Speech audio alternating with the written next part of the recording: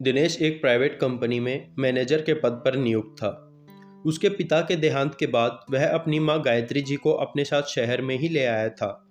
कुछ समय बाद गायत्री जी अपने बेटे दिनेश की शादी के लिए वहीं शहर में ही लड़की ढूंढने लगी। काफ़ी जगह देखने के बाद उन्होंने एक सुंदर और मॉडर्न विचारों वाली लड़की रीना को अपने घर की बहू बना लिया। कुछ दिनों तक तो सब ठीक ठाक था, पर रीना एक मॉडर्न विचारों वाली बहू थी और गायत्री जी वही पुरानी परंपरावादी सोच वाली महिला। इसलिए रीना को अपनी सास के विचारों और जीवन शैली से शिकायत रहने लगी। वह अपनी सास के साथ इस घर में रहना असहज महसूस करने लगी। रीना सास से तो कुछ नहीं कहती, पर दिनेश को जाकर उनके खिलाफ अनाप शनाप कहती और झूठी शिकायतें करती। दिनेश ने पहले तो इन सब बातों पर कोई खास ध्यान नहीं दिया, पर धीरे धीरे ये बातें बढ़ने लगी और घर में तनाव का माहौल रहने लगा। अब गायत्री जी भी बहू की कुछ शिकायतें दिनेश से करने लगी, पर उनकी बातें सच्ची होती थी।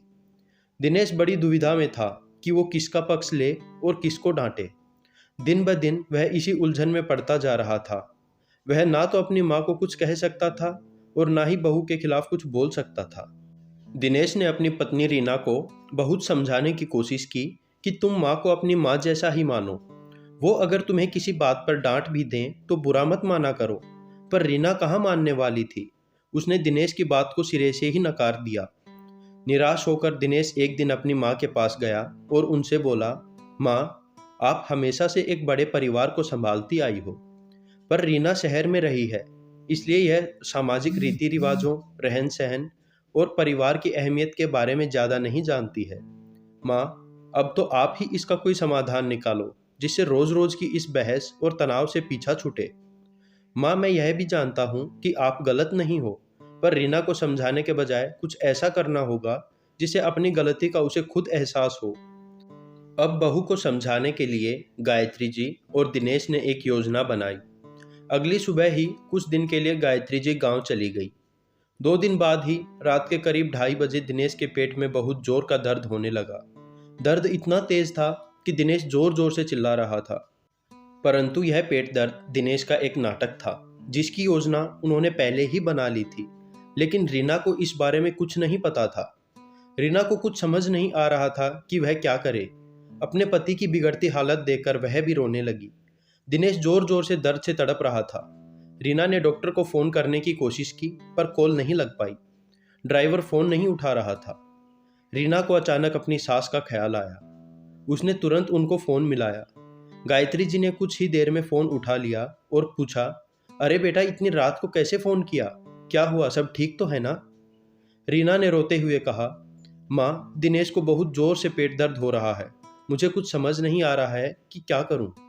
डॉक्टर से भी बात नहीं हो पा रही है। आप भी हमें अकेला छोड़कर चली गई। अब मैं क्या करूं माँ?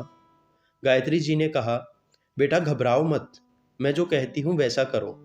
रसोई में जाकर मेथी दाना, सौंठ और काला नमक मिलाकर दिनेश को खिलाओ।